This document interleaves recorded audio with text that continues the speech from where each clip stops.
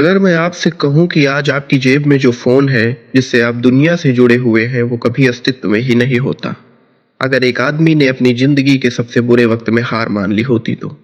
एक ऐसा आदमी जिसे जन्म के बाद छोड़ दिया गया, जिसे पढ़ाई बीच में ही छोड़नी पड़ी, जिसे उसकी ही बनाई कंपनी से भी बाहर निकाल दिया गया और फिर भी उसने कभी हार नहीं मानी बल्कि पूरी दुनिया बदल दी। ये कहानी है स्टीव जॉब्स की और उस सोच की जिसने मिलकर बनाया एप्पल कंपनी को। आज की इस वीडियो में हम इसी कहानी के बारे में जानने का प्रयास करेंगे। साल 1955 सैन फ्रांसिस्को की एक ठंडी सुबह में एक बच्चा जन्म लेता है, लेकिन जन्म के कुछ समय बाद ही उसके असली माता पिता उसे छोड़ देते हैं। हालात ऐसे थे कि वे उसे अपने पास नहीं रख सकते थे। उस बच्चे को दूसरे लोग अडॉप्ट करते हैं एक साधारण से मिडिल क्लास परिवार में, पॉल जॉब्स और क्लेरा जॉब्स, और यही बच्चा आगे चलकर बनता है स्टीव जॉब्स। पॉल जॉब्स एक मैकेनिक थे। गाड़ियों को खोलना, जोड़ना, ठीक करना उनका काम था। लेकिन उनके लिए यह सिर्फ काम नहीं था। वो अपने छोटे से बेटे स्टीव को गैराज में ले जाते थे और कहते, हर चीज को ध्यान से देखो, सिर्फ ऊपर से नहीं अंदर से समझो। यही वो जगह थी जहां स्टीव के दिमाग में क्यूरोसिटी पैदा हुई। मशीनें उनके लिए चीजें नहीं थी, वो पॉसिबिलिटीज थी। स्टीव जॉब्स बचपन से ही अलग थे। स्कूल में उनका मन नहीं लगता था। वो रूल्स फॉलो नहीं करते थे। कई बार टीचर्स भी परेशान हो जाते थे। लेकिन उनके अंदर एक अजीब सी बेचैनी थी, कुछ बड़ा करने की, कुछ अलग सोचने की। जहां बाकी बच्चे खेलते दिखाई देते थे, स्टीव हमेशा सोचते रहते थे, ये चीज ऐसे क्यों है, इसे बेहतर कैसे बनाया जा सकता है।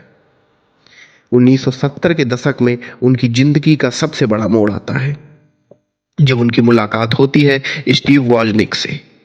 वॉजनिक एक शांत, सिंपल लेकिन एक्स्ट्राऑर्डिनरी जीनियस थे। उन्हें सर्किट्स, इलेक्ट्रॉनिक्स और कोडिंग का काफी गहरा ज्ञान था। वो चीजें बना सकते थे उस समय कोई सोच भी नहीं सकता था। दूसरी तरफ स्टीव जॉब्स थे, जिन्हें टेक्नोलॉजी बनानी नहीं आती थी, लेकिन उन्हें यह पता था कि टेक्नोलॉजी दुनिया को कैसे बदल सकती है। दोनों ने मिलकर कुछ छोटे छोटे एक्सपेरिमेंट शुरू किए। उन्होंने ब्लू बॉक्स नाम का एक डिवाइस बनाया जिससे फ्री लॉन्ग डिस्टेंस कॉल्स की जा सकती थी। उन्होंने इसे बेचने की काफी कोशिश की और यही स्टीव जॉब्स को पहली बार समझ आया, अगर आप टेक्नोलॉजी को सही तरीके से लोगों तक पहुंचा दो तो वो सिर्फ इन्वेंशन नहीं, रेवोल्यूशन बन जाती है। फिर आता है वो दिन जिसने इतिहास बदल दिया। 1 अप्रैल 1976, कैलिफोर्निया का एक छोटा सा गैराज। ना कोई बड़ी फंडिंग, ना कोई बड़ी टीम, ना ही कोई बड़ा ऑफिस। बस 3 लोग और एक पागल सा सपना, और यहीं से जन्म होता है एप्पल का। वॉजनिक ने पहला कंप्यूटर बनाया एप्पल। यह सिर्फ एक सर्किट बोर्ड था।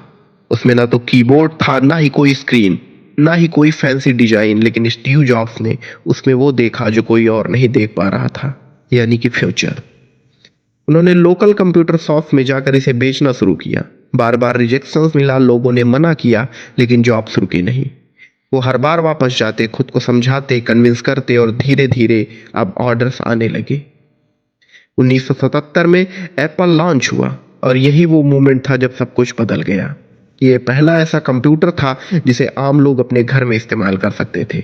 इसमें कलर ग्राफिक्स थे, रेडी टू यूज डिजाइन्स थे, इसे चलाना आसान था। और बस अब एप्पल एक्सप्लोड हो गया। लोग इसे खरीदने लगे, कंपनी तेजी से ग्रो करने लगी, पैसे आने लगे, और स्टीव जॉब्स अचानक एक यंग विजनरी के रूप में सामने आने लगे। लेकिन सक्सेस के साथ एक और चीज आई, ईगो। स्टीव जॉब्स परफेक्शन चाहते थे। वो चाहते थे कि हर चीज बिल्कुल उनके हिसाब से हो, डिजाइन से लेकर एक्सपीरियंस तक। लेकिन एक बड़ी कंपनी में हर कोई एक जैसा नहीं सोचता। धीरे धीरे बोर्ड मेंबर्स और सीईओ के साथ उनके कॉन्फ्लिक्ट्स बढ़ने लगे। टेंशन बढ़ती गई, और फिर 1985 में वो हुआ जिसकी किसी ने उम्मीद नहीं की थी। स्टीव जॉब्स को उनकी ही बनाई कंपनी से निकाल दिया गया। सोचिए, जिस इंसान ने एप्पल को बनाया उसी को एप्पल जैसी कंपनी से बाहर कर दिया गया। ये उनके जीवन का सबसे बड़ा झटका था। एक ऐसा मोमेंट जहां कोई भी इंसान टूट सकता था, लेकिन स्टीव जॉब्स टूटे नहीं। उन्होंने नई कंपनी शुरू की, नेक्स्ट, और साथ ही उन्होंने एक छोटी सी एनिमेशन कंपनी खरीदी जिसका नाम था पिक्सर। उस समय किसी को नहीं पता था कि यह डिसीजन कितना बड़ा साबित होगा। पिक्सर ने आगे चलकर टॉय स्टोरी जैसी फिल्म बनाई, जो दुनिया की पहली फुल कंप्यूटर एनिमेटेड मूवी बनी, और इसने पूरी फिल्म इंडस्ट्री को बदल दिया। जॉब्स ने साबित कर दिया कि वो सिर्फ टेक्नोलॉजी नहीं, क्रिएटिविटी और स्टोरी टेलिंग को भी समझते हैं। उधर एप्पल धीरे धीरे गिरने लगा था, कंपनी लॉस में जा रही थी, डायरेक्शन क्लियर नहीं था। और फिर 1997 में एप्पल ने एक ऐसा फैसला लिया जिसने इतिहास बदल दिया। उन्होंने स्टीव जॉब्स को फिर से वापस बुलाया और यहीं से शुरू हुआ हिस्ट्री का सबसे बड़ा कमबैक।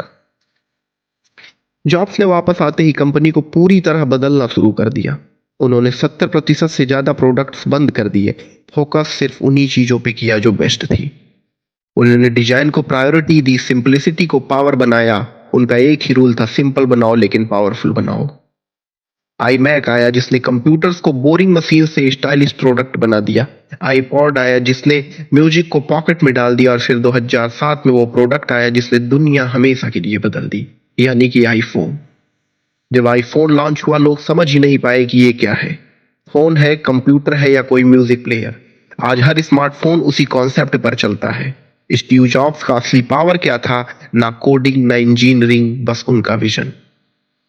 वो टेक्नोलॉजी को आर्ट के साथ जोड़ते थे। उनके लिए प्रोडक्ट सिर्फ एक मशीन नहीं था, वो एक एक्सपीरियंस था। वो कहते थे स्टे हंग्री स्टे फुलिश, यानी हमेशा सीखते रहो, कभी सेटिस्फाइड मत हो, हमेशा कुछ नया सोचो।